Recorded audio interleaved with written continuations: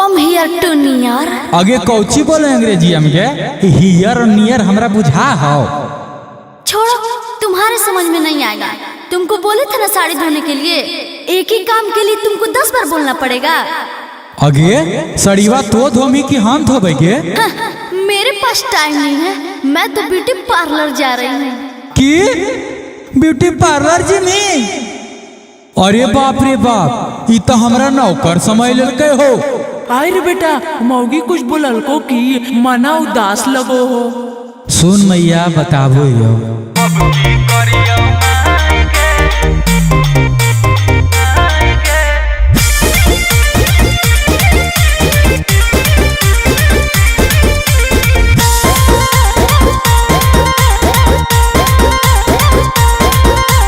अब की करियो माई गे, दुल्हन मिलो कसाई गे। अब की करियो माई गे, दुल्हन मिलो कसाई गे।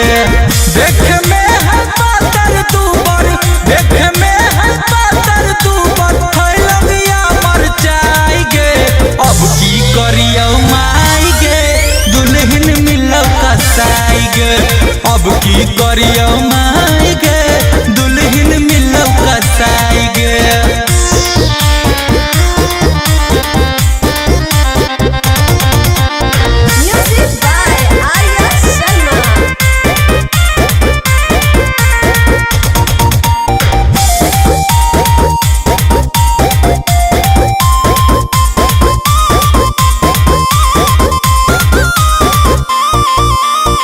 काम धंधा कुछो न करे, खोजो है बैठल खाना गे।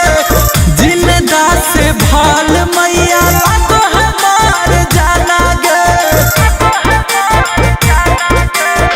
काम धंधा कुछो न करे, खोजो है बैठल खाना गे। जिंदा से भाल मैया लागो है मार जाना गे।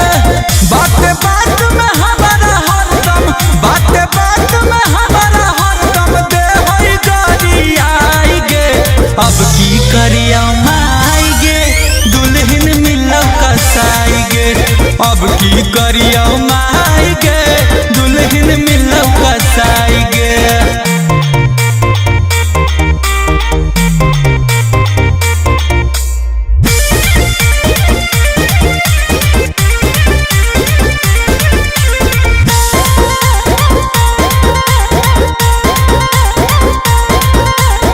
हमारे से खिंचवाबो है साड़ी, बनो है सुकवार गे। काहे ले बियाह कैलही हलियाई भले कुआर गे। हमारे से खिंचवाबो है साड़ी, बनो है सुकवार गे। काहे ले बियाह कैलही हलियाई भले कुआर गे। गुंजन अमनवा से, गुंजन अब की करिया माई गे, दुल्हन मिलो कसाई गे। अब की करिया माई गे, दुल्हन मिलो